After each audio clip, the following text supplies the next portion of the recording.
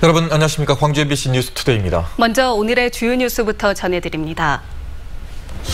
5.18의 참상을 목격하고 해외 알렸던 외국인 선교사의 부인들이 문희상 국회의장에게 편지를 보내 5.18을 왜곡한 자유한국당 국회의원들을 제명시켜달라고 호소했습니다. 자유한국당 의원들의 5.18 망언을 규탄하는 대규모 범대회가 내일 서울 청계광장에서 열립니다. 무등산 자락에 새로 지어진 고층 아파트 때문에 일조권과 조망권을 침해당했다며 소송을 낸 주민들이 재판에서 이겼습니다. 환경부가 영산강 죽산보를 해체하고 승천보는 상시 개방하는 쪽으로 가닥을 잡았습니다. 5.18 광주 민주화운동을 목격하고 해외로 알렸던 외국인 선교사들의 부인들이 문희상 국회의장에게 편지를 보냈습니다. 편지에는 5.18 망언을 한 자유한국당 의원들을 제명해달라는 호소가 담겼습니다. 김인정 기자입니다.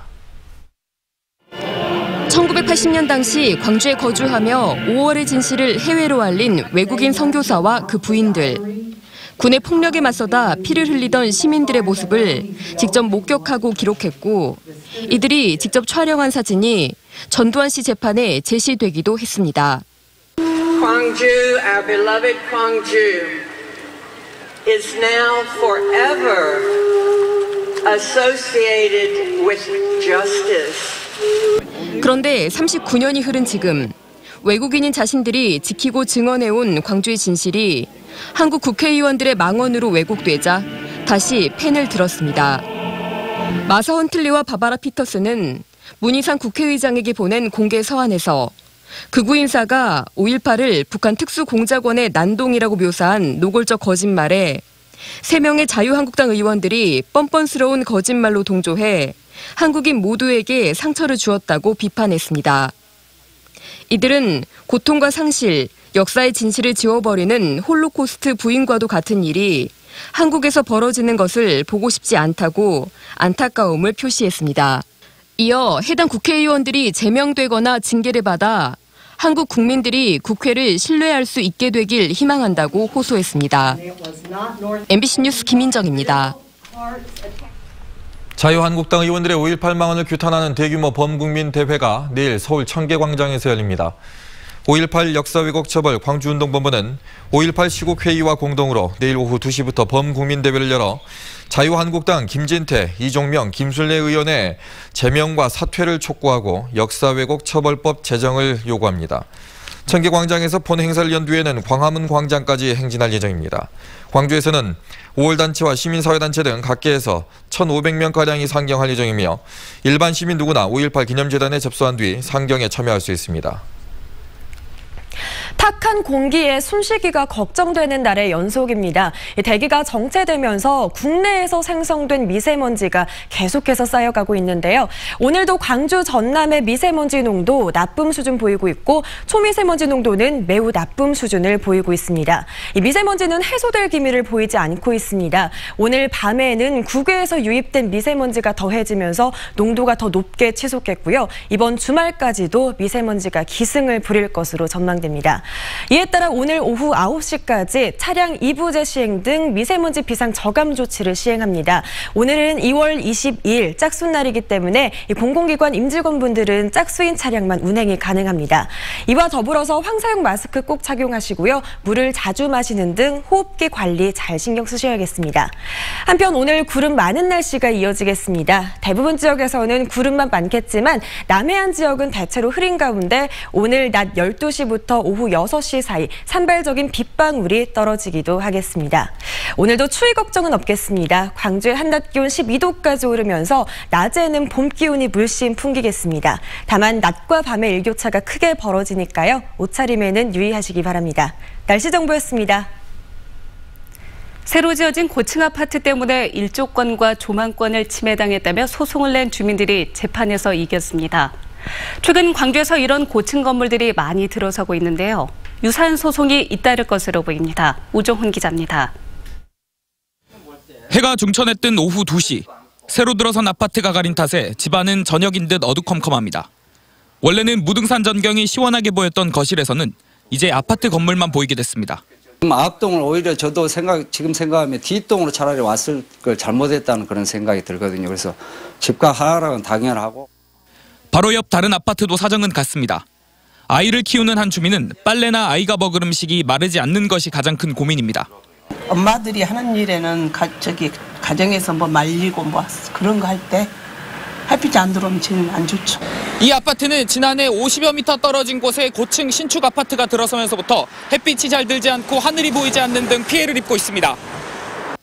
22층짜리 아파트가 들어서기 전만 하더라도 많게는 8시간 햇볕이 들어오던 거실은 하루에 1시간도 햇볕이 들어오지 않는 곳으로 변했습니다.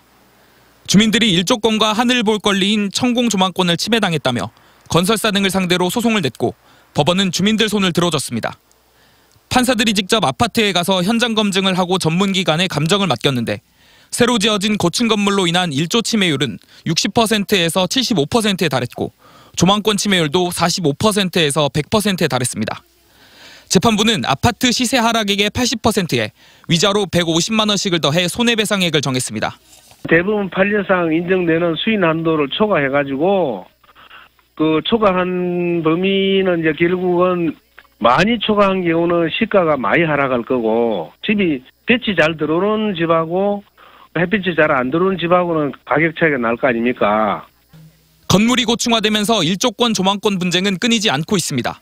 지난해 중앙환경분쟁조정위원회에 접수된 민원 5건 중 하나는 일조권 다툼이었습니다. 광주에도 최근 무등산을 비롯한 도심 곳곳에 고층 건물이 잇따라 들어서고 있는 만큼 유사한 소송이 잇따를 것으로 예상됩니다. MBC 뉴스 우종훈입니다. 환경부가 영산강에 설치된 2개의 보가운데 죽산보를 해체하기로 가닥을 잡았습니다. 환경부 산하 4대강 조사평가위원회는 어제 열린 4차 회의에서 죽산보는 해체하고 승천보는 유지하되 상시 개방하는 쪽으로 결론을 냈습니다. 평가위 관계자는 광주 MBC와 통화에서 죽산보는 해체하는 것이 수질 개선에 낫다는 결론을 냈고 승천보는 교량으로 사용되고 있는 점과 지하수 사용 등으로 해체하는 것이 오히려 경제성이 떨어진다고 판단돼 유지 결정을 내렸다고 말했습니다. 오폐수가 도심 속 강으로 흘러들어 환경을 오염시킨다는 문제가 수년간 제기됐던 광주 하남산단에 완충 저류 시설이 설치됩니다. 광주시는 하남산단 하류와 풍영정천 출발점인 하남근린공원 지하에 3만 톤 규모의 완충 저류 시설을 설치해 산단에서 발생한 오폐수가 인근 하천으로 유입되는 것을 차단할 예정입니다. 광주시는 부지 선정과 설계 작업을 진행하고 있고 오는 2021년까지 저류 시설 설치를 끝낼 예정입니다. 이낙연 국무총리는 상반기 안에 2-3개 지역에서 광주형 일자리와 같은 새로운 상생형 일자리 모델이 나오도록 추진하겠다고 말했습니다. 이 총리는 고위 당정청 회의에 참석해 이같이 말하고 3월부터 지역 설명회를 통해서 안내할 것이라고 덧붙였습니다. 한편 민주당 제3정책조정위원장인 이원욱 의원은 민주노총이 광주형 일자리 추진에 더 이상 발목을 잡지 않길 바란다며 강도 높게 비판했습니다. 빛가람 혁신도시 공공기관들이 여전히 지역인재 채용에 인색한 것으로 나타났습니다. 2022년까지 지역인재 채용 비율을 30%까지 끌어올리는 게 정부 방침이지만 지금까지는 절반 수준에 머물고 있습니다. 이계상 기자입니다. 빛가람 혁신도시 공공기관이 최근 3년 동안 지역인재를 채용한 비율은 16.4%. 전국 혁신도시 평균을 밑도는 상황이고 부산이나 대구와 비교하면 절반 수준에 그친 것으로 집계됐습니다. 그나마 빛가람 혁신도시 공공기관의 채용 인원이 전국 혁신도시 가운데 가장 많았다는 점은 다행스러운 부분입니다. 혁신도시 특별법 개정에 따라서 지역인재 채용 비율을 2022년까지 30%로 끌어올려야 하는데 여전히 갈 길이 멉니다. 상하반기 합쳐서 27명을 뽑았는데 지역인재가 48%.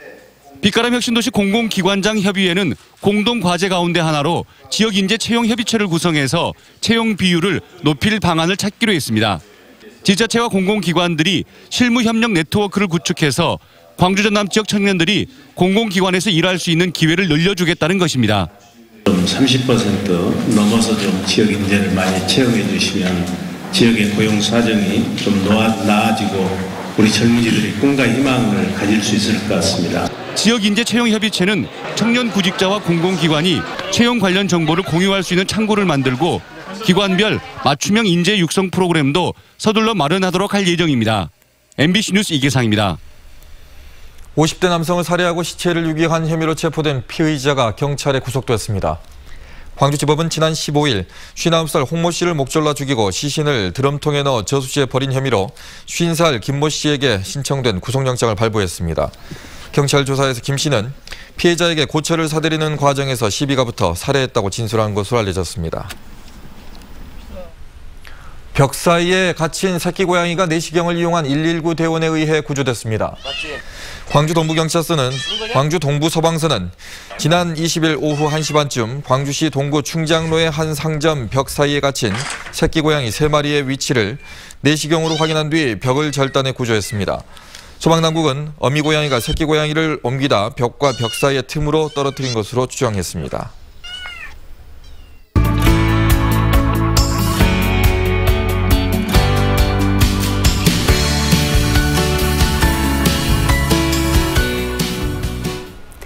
우리가 사는 마을 공동체에는 어떤 의미가 담겨 있을까요? 20여 년 동안 마을 공동체의 의미를 알리는 강연을 하면서 광주 마을들의 이야기를 목판화로 새긴 연구가가 있어서 화제입니다. 최봉익 공동체 모닥 대표를 이미지 뉴스 리포터가 만나봤습니다. 안녕하세요. 반갑습니다. 예, 감사합니다. 네. 저희 지금 뒤로 그림들이 좀 보이는데요. 제가 듣기로는 광주 곳곳을 그린 걸로 알고 있거든요. 이게 어떤 건지 그리고 왜 이런 작업을 하셨는지 궁금합니다. 전라자도 광주라고 하는 약 한 40년 전에 그려진 것 같아요. 그 지도가 주는 메시지가 아주 강했습니다. 그 그림을 보셨을 때? 예. 광주 공동체가 뭔가, 광주 정신이 뭔가 했을 때 그 대답에 대해서, 그 질문에 대해서 대답이 정말 틀을 안고 있었던 것 같아요, 광주에. 그래서 그 대답의 자료를 저는 거기서 발견했던 것 같아요, 고지도에서. 그러면 선생님께서 그리신 목판화에는 어떤 내용들이 담겼나요? 그러니까 이 고지도를 여러 각도로 새겨봤거든요, 판화로. 그 새긴 그 바탕위에 마을의 메시지, 마을의 컨텐츠랄까, 마을의 어떤 브랜드를 얹어 넣은 거죠. 사자성어를 그림의 제목으로 또는 내용으로 또 설명문으로 아마 포장했던 것 같아요. 그러니까 훨씬 더 눈여겨보는 집중력이 있어 보이더라고요. 마을 이야기들이 뭐 전해져 오거나 하는 것도 사실 아닐 텐데 이런 이야기들을 어떻게 수집하셨어요? 그것은 저희들이 이제 매 격주로 그 답사 모임입니다. 골목 답사, 마을 답사. 그 답사 과정에서 찾은 거죠.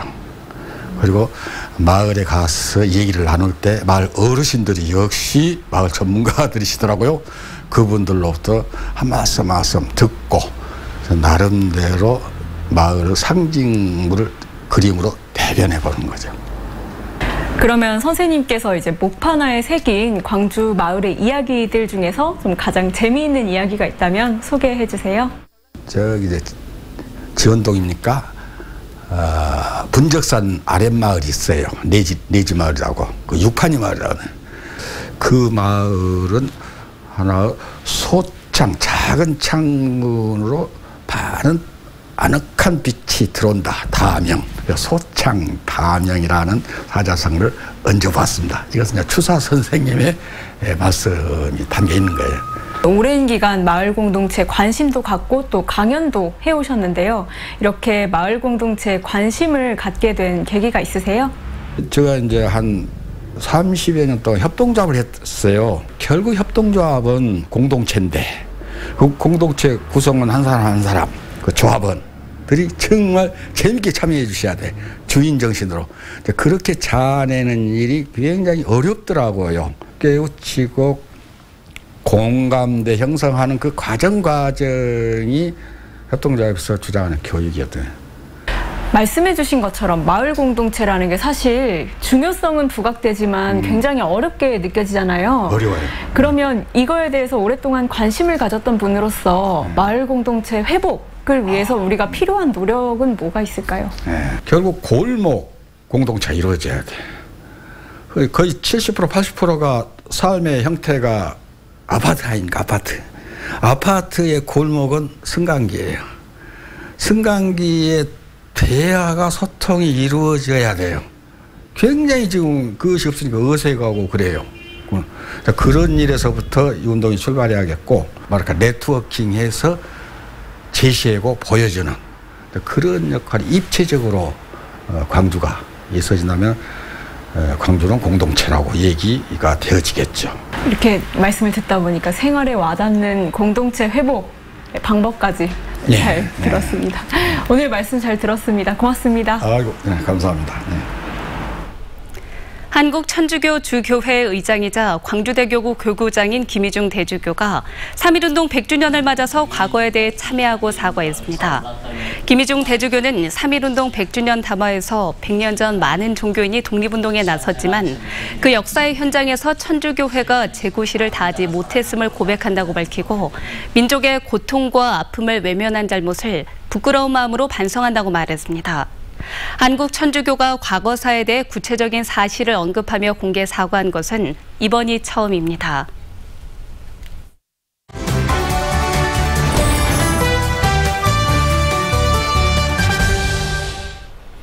눈이 녹아 비가 된다는 우수가 지나면서 한낮에는 따뜻한 기운이 느껴지는데요. 오늘은 봄 기운을 담아오기 위해서 담양으로 떠나봅니다. 네, 정수정 여행작가 나와 있습니다. 안녕하십니까? 네, 안녕하세요. 네, 담양으로 떠나볼 텐데 어디서부터 시작해볼까요? 먼저 담양의 추월산으로 떠나보도록 하겠습니다. 전라남도 기념물이자 그리고 남도의 5대 명산 중에 하나로 손꼽히는 추월산인데요. 이 담양읍에서 출발해서 한 13km 정도면 아주 가까이에 다녀볼 수 있는 거리에 있고요. 그리고 또 기암괴석으로 깎아지린 듯한 아주 세운 석벽들이 마치 이렇게 성을 둘러져 있는 것처럼 보입니다. 이 담양읍 쪽에서 보면 또 추월산이 스님이 누워있는 형상으로 이렇게 하고 있는데요. 네. 이 추월산 하부는 비교적 완만한 경사를 이루고 있고요. 그리고 또 노송이 우거져 그 멋을 더하고 있습니다. 네. 또 추월산 하면 700여 미터로 그리 높지 않은 산인데요. 그렇다고 쉽게 오를 수 없는 산이기도 합니다. 그래서인지 산악인들에게는 더욱 매년 찾아드는 인기를 끌고 있는 것이죠. 네. 이 추월산에서 담양호도 내려다 보이잖아요. 이 보면 어떤가요? 너무너무 아름답습니다. 이 추월산에서 내려다본 담양호, 이렇게 마치 그 용이 비상하는 듯한 모습을 하고 있는데요.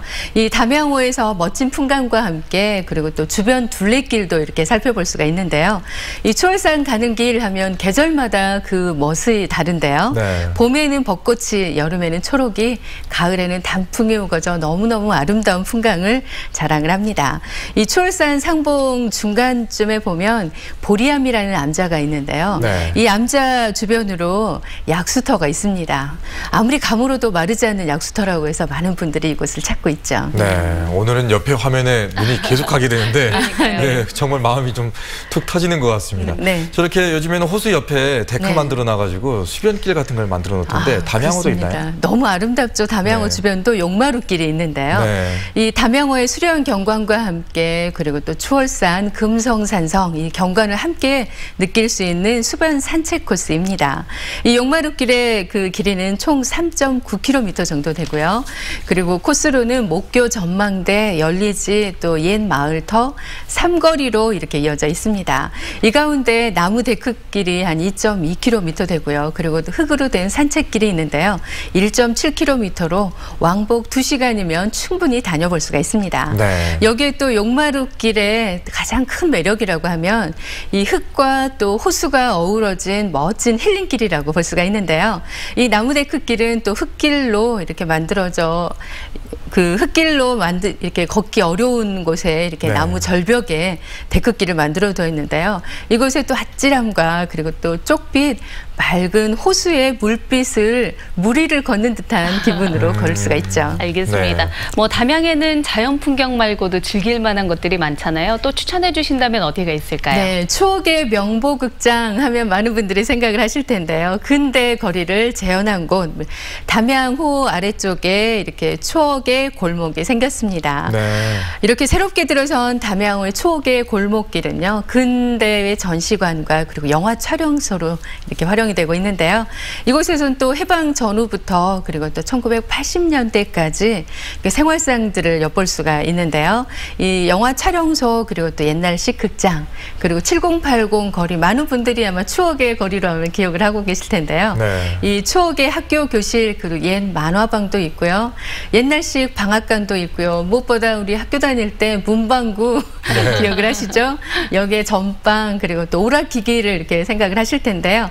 그때 그 시절에 추억을 떠오르게 하는 볼거리가 굉장히 다양하게 많이 준비되어 있습니다. 네, 저곳은 안 가봤는데 가봐야 되겠는데. 그러니까요. 네. 날씨가 좀 풀렸다고 합니다만은 네. 이렇게 야외 나들이 하면 몸이 좀 약간 으스스해질 수 있거든요. 맞아요. 네. 몸을 좀 덮이려면 어떻게 해야 될까요? 네, 담양에서 힐링의 시간으로 아마 뜨끈한 온천수를 그리울 때가 되는데요. 이 피로를 푸는 시간으로 온천욕이 아주 그만이죠. 이 온천수는 또 피를 맑게 해주고 또 면역력 체계를 증가하게 해주고요. 그리고 또 스트레스 해소에도 정말 좋다고 합니다. 네. 요새 또 미세먼지다 해서 아토피 피부 또 건조해지는 피부로 고민이 많으시잖아요. 네. 여기에 피부에 굉장히 좋다고 하니까요. 여기 온천으로 힐링하는 시간 이렇게 보면 좋을 것 같고요. 이렇게 봄이 오는 길목, 주말에 어디로 가볼까 고민이신 분들 가까운 담양으로의 여행은 어떨지 싶습니다. 예, 오늘 말씀 고맙습니다. 네, 고맙습니다. 감사합니다.